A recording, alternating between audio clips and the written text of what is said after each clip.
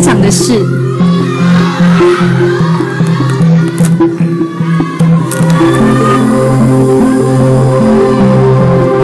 李天柱。恭喜电影年份之展，再见你了。痛失天伦的父亲，周旋在2个女儿、2个老婆，甚至两岸中间，想解谜却无法找到真相，找到又难以承受。中年男性的委屈、压抑、费解，以非常平实的方法娓娓道来。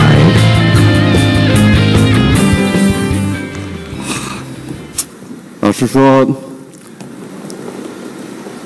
就一个曾经拿过金钟奖的人来说的话，就一个从艺40年的一个演员来说，我多么希望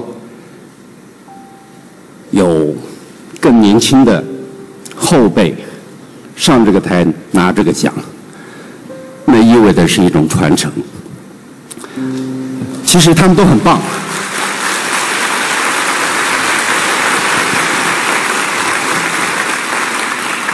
你们都很棒，只是上帝拣选了我。我想一定有他的用意，可能让我上来说说话吧。与其我想了一下，与其跟大伙儿一样，那么千篇一律的谢谢这个谢谢那个，感谢是不用说的，每一个人我们都值得感谢。可是你们想不想听一些不一样的？我是个基督徒，那么就用我的方式，我跟我的神，让我们这个大家庭，我们现在共聚一堂。可是要知道，还有很多的大家庭在外面水深火热。让我用我的圣经里面的主导文，来为这片土地上面的人来祷告，好吗？我们在天上的父，愿人都尊你的名为圣，愿你的国降临，愿你的旨意行在地上，如同行在天上。我们用的饮食，今日赐给我们，免我们的债，如同我们免了人的债，不叫我们遇见试探，救我们脱离凶恶。因为国度、权柄、荣耀，全是你的，直到永远。阿们。谢谢。 그 하나가 뭐냐? 여호와 하나님을 믿지 않는 것입니다. 하나님을 믿지 않고 자기 자신을 의지하며 자기 스스로 인생을 개척하려고 하는 도전하는 사람들, 하나님 없이 뭔가 잘 되려고 하는 사람들, 이게 가장 무서운 범죄자라는 거예요. 여호와 하나님을 경외하지 않는 사람들, 본질적으로 죄를 짓는 사람입니다. 또 하나는 꿈이 없는 것이다 그랬습니다. 꿈이 없는 백성이 망하기 때문입니다. 방자히 행하기 때문이죠. 이 나라의 민족의 위기는 꿈의 위기입니다. 또 하나는 기도를 쉬는 것입니다. 기도. 사무엘이 그랬죠. 나는 결코 기도를 쉬는 죄를 범치 않는다. 여러분, 기도하게 되면 모든 문제가 해결함을 얻는데 기도를 쉬는 것은 범죄입니다. 기도는 다 하나님과 우리 사이를 연결하는 능력의 통로거든요. 그러므로 여러분, 기도에 승리하는 여러분이 될 수 있길 주의 이름으로 축원합니다. 또 가장 근원적인 죄악은 뭘까? 그것은 하나님을 아는 지식의 결핍이다 그랬습니다. 하나님을 모르는 거예요. 하나님에 대해서 잘 알아야 되는데 하나님을 모르는 지식의 결핍이 결국은 개인도 나라도 망하게 한다 하는 것입니다. 또 성경이 말하는 근원적인 이 죄는 뭘까? 그것은 바로 언어의 타락입니다. 언어의 타락. 오늘 이 시대는 무서운 언어의 타락을 가지고 공격하고 비판하고 분노합니다. 이 부정적인 말, 왜 이런 부정적인 이 말이 가장 무서운 범죄에 해당할까요? 그것은 건강도, 질병도, 부도, 권세도, 축복도, 저주도, 성공도, 실패도 다 언어에 달려있기 때문에 그렇습니다. 언어. 우리가 지금 어떤 언어를 쓰고 있느냐 너무 중요한 거죠. 이거는 고스란히 미래입니다. 이거는. 그래서 성경이 얘기하는 가장 근원적인 범죄가 뭘까? 5가지로 있는 거예요. 하나님을 믿지 않고 하나님을 경외하지 않고 내 노력으로 뭔가 해보겠다 생각하는 것. 꿈이 없는 거예요. 꿈이 없어요. 또 기도를 쉬는 것입니다. 하나님을 잘 알아야 된다. 하나님을 아는 지식의 결핍, 그리고 부정적인 언어의 타락, 이런 것들이 결국은 가장 근원적인 범죄에 해당한다. 그런데 이 가운데 아주 중요한 것이 여호와 하나님을 잘 알고 믿는 것입니다. 오늘 에베소 4장 13절 여러분의 책에 나와 있는데, 에베소 4장 13절 우리 한번 다 같이 읽어볼까요? 자, 시작. 우리가 다 하나님의 아들을 믿는 것과 아는 일에 하나가 되어 온전한 사람을 이루고 그리스도의 장성한 분량이 충만한 데까지 이르리니. 자, 이런 보니까 우리 다 하나님의 아들을 믿는 것과 아는 일에 하나가 되어 온전한 사람을 이루고 그리스도의 장성한 분량이 충만한 데까지 이르리니 그랬습니다. 이게 뭘까? 믿음이 계속해서 성장하고 성숙되어져 가야 된다. 다시 말하면 멈추면 안 된다는 거예요. 멈추면. 한번 여러분 생각해 보세요. 송구 영신 예배를 드리고 신년 예배를 드리고 또 특별 새벽 부흥회를 하고, 여러분 몸이 얼마나 고단합니까? 왜 우리가 이렇게 해야 되죠? 이렇게 하지 않으면 안 되는 것입니다. 이렇게 하지 않으면 잘못된 길로 가고 타락의 길로 가는 것입니다. 그래서 하나님 앞에서 하는 거예요. 하나님 앞에서. 자, 여러분 정체된 믿음은 이 바른 믿음, 성숙한 믿음, 올바른 믿음이 될 수 없다는 거예요. 이 자라가야 돼요. 자라가야 돼요. 자라가려면 필요한 것이 뭐죠? 도전이 필요한 것이고, 다시 꿈꾸고 기도하고 내적인 성찰을 갖지 않으면 계속 정체되는 거예요. 자, 이런 잘못된 믿음이 있다 그랬습니다. 잘못된 믿음. 자, 이단이나 사이비들의 모습들을 보면 우리보다 더 믿음을 강조합니다. 옳은 믿음이 있는가 하면 잘못된, 완전히 잘못된 믿음도 있다는 거예요. 그래서 여러분 안상홍 이단, 저 우리 교회 밑으로 내려가면 있는 하나님의 교회, 이분들이요 우리보다 훨씬 더 열심입니다. 이 부동산을 하시는 분들한테 물어보면 집이 나면 안상홍 이단들이 멀리서 이사를 오는 거예요. 점점점 이 동네, 이 뭐 파인타운에서부터 이 근방에 열심히, 보통 열심히 아닙니다. 동사무소 이런 데서 아주 힘들어해요. 뭘 자꾸 갖다 주는 거예요. 동장님은 안수 집사님이신데 힘이 드는 거죠. 열정, 잘못된 믿음 있다는 거예요. 잘못된 믿음. 자, 올바른 믿음, 온전한 믿음은 다음과 같은 3가지를 전제로 하는 것입니다. 그게 뭘까? 믿는 동기의 회복이 너무 중요한데, 2번에 보면 믿는 동기, 인간 능력의 한계 때문이다. 그 가로안이 인간 능력의 한계입니다. 인간 능력의 한계.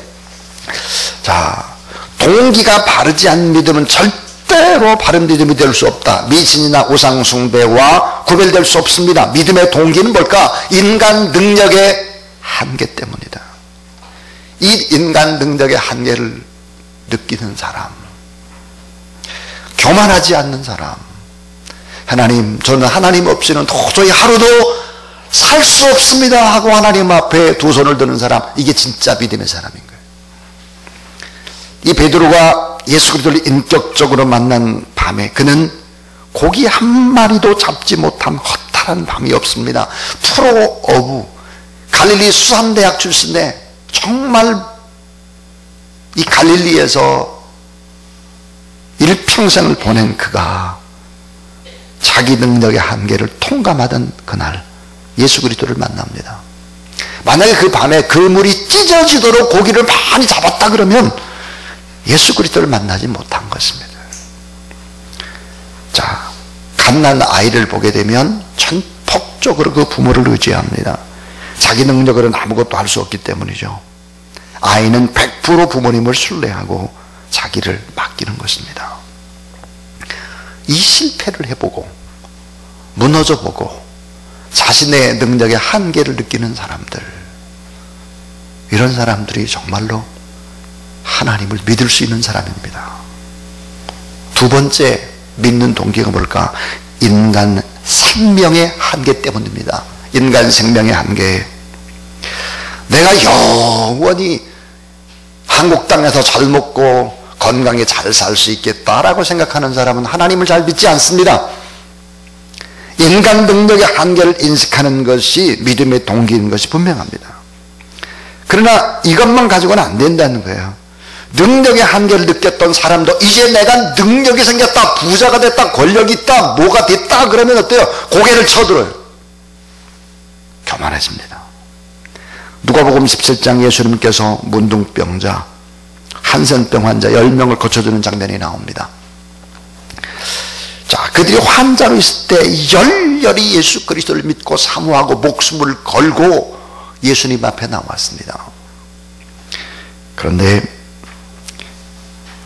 그 중에 9명이 병이 나는 즉시 예수님의 능력으로 회복되었는데 주님을 내팽개칩니다.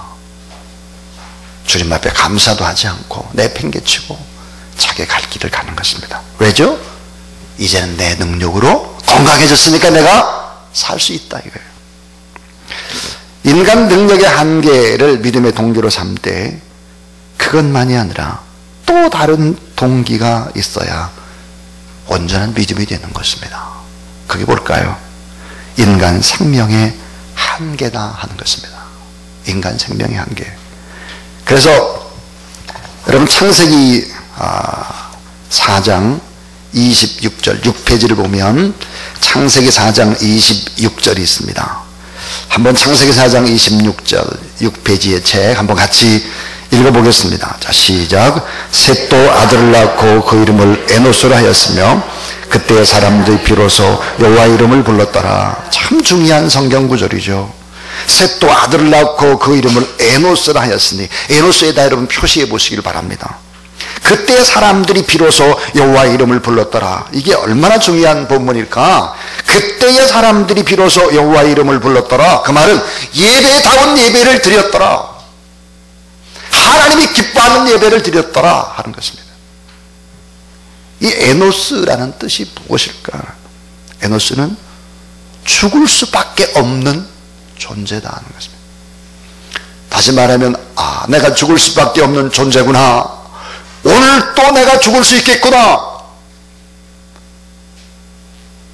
내가 오늘 하나님 앞에 간다면 어떻게 될까? 이런 마음을 가져야 예배다운 예배를 드릴 수 있는 것이고 하나님이 기뻐하는 사람이 될 수 있다 하는 얘기입니다. 진정한 믿음은 언제나, 따라하세요. 진정한 믿음은 언제나 죽음을 전제로 한다. 진정한 믿음은 언제나 죽음을 전제로 하는 것입니다. 오늘 하나님 앞에 내가 서면 어떻게 될까? 이런 생각을 해야 진짜 믿음이지. 이런 내 인생의 한계와 능력의 한계와 또 내 생명의 한계를 깨닫지 못하면 교만해지는 것입니다. 폴 틸리가 인간이 할 수 없는 인간의 실존에 관한 얘기를 했습니다. 그 실존이 뭘까? 죄의 문제예요. 죄에 대한 죄책감, 인간이 해결할 수 없습니다.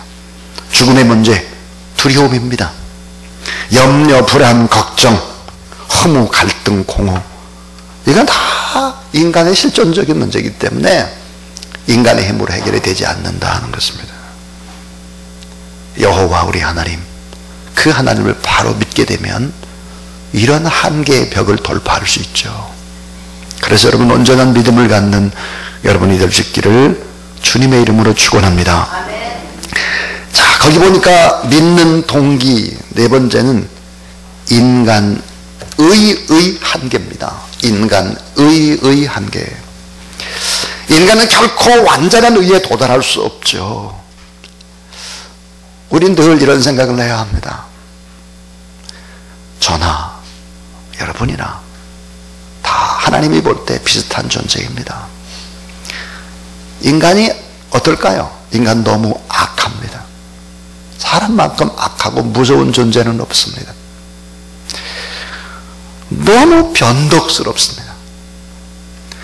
너무 게으릅니다. 너무 이기적입니다. 너무 약합니다. 너무 욕심이 많습니다.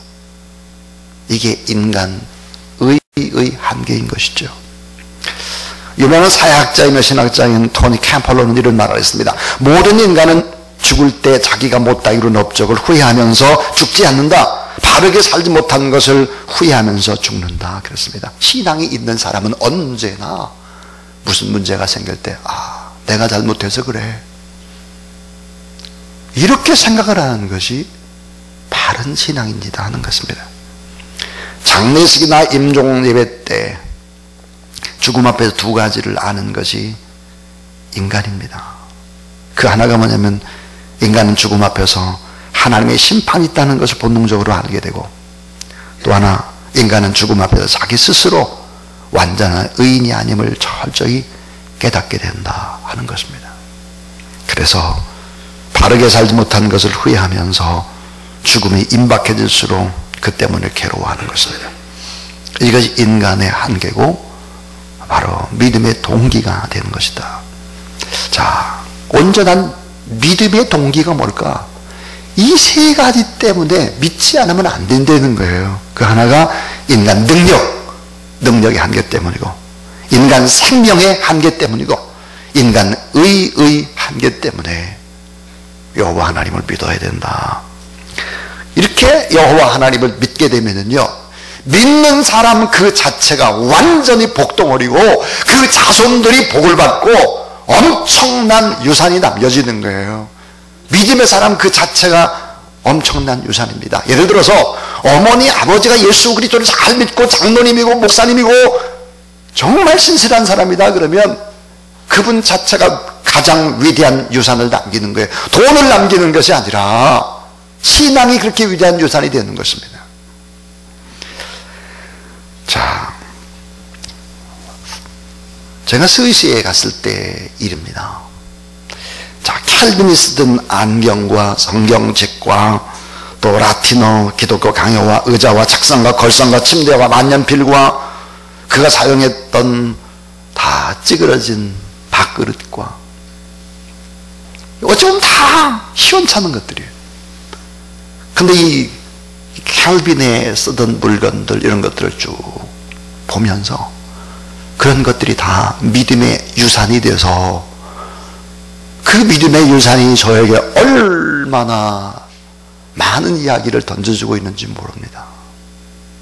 참 대단한, 바르게 신앙생활을 한 어머니 아버지의 말 한마디가 자녀들에게 얼마나 위대한 힘이 되고 할머니 할아버지의 아름다운 삶의 모습이 무언의 교육이 되는 것이죠.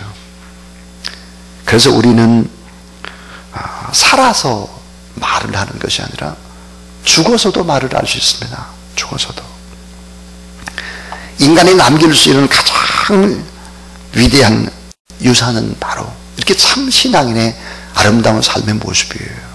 그 참신앙인이 스쳤던 손길 하나 발길 하나 이게 다 이야기가 되고 힘이 될 수 있다 하는 것입니다. 자, 여러분 이제 7페이지를 넘겨보시면 7페이지 우리가 믿는 하나님은 어떤 분이신가 그 부분을 한번 읽어보도록 하겠습니다. 자, 시작. 우리가 믿는 하나님은 어떤 분이신가? 하나님은 무한 능력의 하나님이요 그분은 나의 아버지시요 하나님이 영원히 함께 계시는 생명의 근원이신 내 인생의 주인이시요 하나님은 늘 의로우셔서 불의한 내 죄를 용서해 주시는 구속주시요 구원자시다. 이 같은 믿음의 동기 위에 한평생 동행하는 삶이 바른 믿음의 삶이다. 여러분 가장 위대한 유산을 남기는 그런 귀한 여러분의 삶이 될 수 있기를 주의 이름으로 축원합니다. 제3의 원리 좀 빨리 진행을 해보도록 하겠습니다. 참신앙이란 무엇인가? 우리들이 늘 추구해야 될 참신앙이란 과연 무엇일까? 조금 전에는 원리를 얘기했다면 이 제3의 원리는 구체적인 방법이 되겠습니다. 참신앙이란 과연 무엇인가? 그 1번은 외적인 결과보다 내적인 동기, 즉 마음이 중요하다니까. 마음. 그 가루안이 마음입니다. 마음. 몸을 지킬 만한 것보다 내 마음을 지키라. 생명의 근원이 이에서 남이니라. 마음이 너무 중요한 것입니다. 그 다음에 자, 사람 앞에서보다 중요한 단어, 하나님 앞에서 행하는 태도가 중요하다 그랬습니다. 참 중요한 이야기입니다. 8페이지를 보시면 교회를 교회답지 못하게 만드는 요소는 뭘까? 그것은 바로 두 가지입니다. 하나가 뭐냐면 인본주의예요. 인본주의. 너무 인간적인 냄새가 풀풀 나는 것입니다. 교회에 오면 너무 인간적이에요. 또 하나는 신본주의입니다. 신본주의. 인간주의와 신본주의. 어떻게 이게 이렇게 잘 만날까 하는 거예요. 교회를 교회답지 못하게 만드는 요소는 인본주의와 신본주의라는 거예요. 이게 너무 하나님 하면서도 아주 세상적인, 이렇게 되면 교회는 건강해질 수 없습니다. 여러분, 여호와 하나님을 믿는 것과 아름다운 삶이 동일하게 가야 되는 것이죠. 그래서 참신앙이란 뭘까? 사람 앞에서보다 하나님 앞에서 행하는 태도가 너무 중요하다. 세 번째는 자, 사람의 칭찬보다 하나님의 상주심을 기대하라. 성경은 놀랍게 이런 얘기를 합니다. 사람에게 이미 칭찬을 많이 받고 인정을 많이 받았다. 그러면 하나님 앞에 받을 게 없다는 거예요. 참 무서운 얘기이기도 하죠. 거기 보면 참신앙인의 삶의 자세, 예수님께서 말씀하신 건데요. 참신앙인의 삶의 자세가 뭘까? 자, 그 1번이 하나님과의 관계에서 가져야 할 신앙의 자세는 말씀에 근거한 기도입니다. 말씀에 근거한 기도. 참 중요하죠.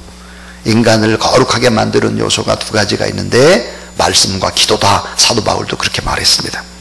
말씀에 근거한 기도입니다. 또 하나 예수님께서 말씀하신 것은 이웃과의 관계에서 가져야 할 신앙의 자세, 구제와 복음 전파입니다. 여러분, 구제하고 복음 증거하는 거 너무 중요하죠. 또 하나는 나 자신과의 관계에서 가져야 할 신앙의 자세는 뭘까? 금식입니다. 금식. 금식을 통해서 자신의 연약한 모습을 들여다보고 배고픔을 통해서 내 삶의 교만을 점검하고 자신을 연단시키면서 하나님의 음성을 듣는 훈련이 바로 금식입니다. 이 금식은 삶의 의미를 생각나게 하고 고난을 통해서 다시 하나님을 생각하게 하고 배고픔을 통해서 이웃의 아픔을 생각하게 함으로 신앙생활에 대단히 유익합니다. 그래서 예수님은 금식과 금식 기도를 구분하셨습니다. 여러분, 신앙생활에 있어서 아주 중요한 신앙의 삶의 자세는 이렇다 하는 것인데, 오늘 이제 결론이 뭐냐? 참 신앙을 갖는데 방해하는 요소가 세 가지가 있다는 거예요. 그 하나가 뭘까? 그 첫 번째가 바로 참 신앙을 갖는데 방해물이 뭘까? 돈입니다. 돈. 하나님보다 돈의 위력을 더 믿는 것입니다. 돈. 너무 돈을 좋아하고 돈을 가까이 하고 돈 하는 사람에게는 하나님의 나라에 가기가 어렵고 좋은 믿음의 사람들이 곁에 있기가 어렵죠. 하나님보다 돈의 위력을 믿어서는 안 된다. 거기 여러분 마태복음 6장 19절부터 24절인데 19절을 보면은 이렇게 돼 있죠. 너희를 위하여 보물을 땅에 쌓아두지 말라. 거기는 좀과 동록이 행하며 도둑이 궁을 뚫고 도둑질하느니라. 20절에 보니까 오직 그랬습니다. 오직 너희를 위하여 보물을 하늘에 쌓아두라. 거기는 좀이나 동록이 행하지 못하며 도둑이 궁을 뚫지 못하고 도둑질도 못하느니라. 자, 21절에 내 보물이 있는 그곳에 내 마음도 있느니라. 눈은 몸의 등불이니 그러므로 내 눈이 성하면 온 몸이 밝을 것이요 내 눈이 나쁘면 온 몸이 어두울 것이니 그러므로 내게 있는 빛이 어두우면 그 어두움이 얼마나 더하겠느냐. 24절 두 주일의 얘기가 나오고 있죠. 24절을 한번 우리 같이 읽겠습니다. 시작. 한 사람이 두 주인을 섬기지 못할 것이니 혹 이를 미워하고 저를 사랑하거나 혹 이를 중히 여기고 저를 경히 여김이라. 너희가 하나님과 재물을 겸하여 섬기지 못하느니라. 두 주인입니다.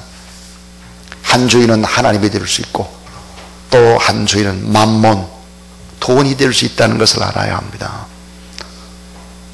돈을 예배하는 자들이 점점점 늘고 있습니다.